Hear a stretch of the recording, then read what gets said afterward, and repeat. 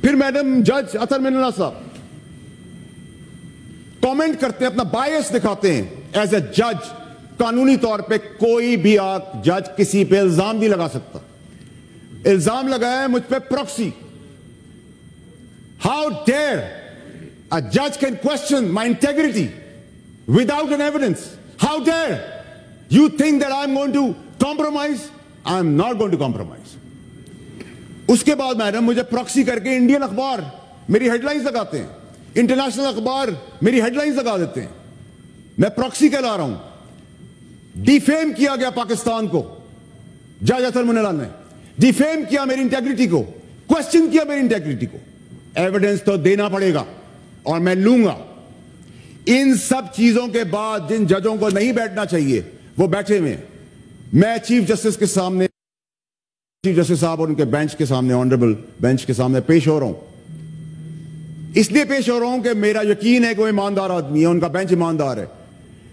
اسی طرح میں میڈم جسٹس عطا بندیال صاحب, آنریبل جسٹس منصور علی شاہ صاحب اور جسٹس آنریبل جسٹس عائشہ ملک صاحب کے سامنے پیش ہوا.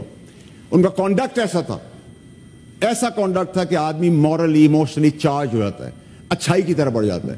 مجھے انہوں نے جب 2 دفعہ بربریت سے مجھے ڈسکوالیفائی کیا گیا انپریسیڈنٹڈ وے میں, نو ٹرائل, کیونکہ جج اطہر مناللہ کو مجھے انصاف نہیں دینا تھا, باعث تھا اور بغض اتنا تھا کہ مجھے پروکسی بھی کہہ دیا ہے. So it's a long history, although I don't know him. تو جب میں ان کے آگے پیش ہوا آنریبل ججز کے سامنے سپریم کورٹ میں, تو انہوں نے مجھے کہا آپ اس کو ریگریٹ کرتے ہیں. میں نے کہا نہیں جی, میں 10 قدم اور آگے بتاؤں. ریگریٹ کے ساتھ I'll add an apology.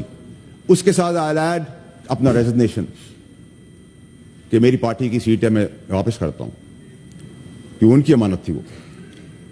کہنے کا مقصد ہے کہ آپ جب کسی کو جرم ثابت ہو اور جب مجرم نکل رہا ہو سزا لے کر, تو اس کو پتا ہو کہ میں ایک اچھا انسان بن جاؤں گا, نہ کہ جو ہمارا یہ نظام چل رہا ہے دہشت گرد بن جائیں گے لوگ. کل جس قسم کی زبان استعمال کی گئی, اور ان جج صاحب کے لیے, محسن کانی صاحب کے لیے, ان کی عدالت کے لوگ, ان کے جونیئرز ان پہ وہ تہمتیں لگا رہے ہیں کہ ہم تو سوچ بھی نہیں سکتے. میڈم تو پھر آپ پاکستان میں کس جسٹس کی بات کر رہے ہیں؟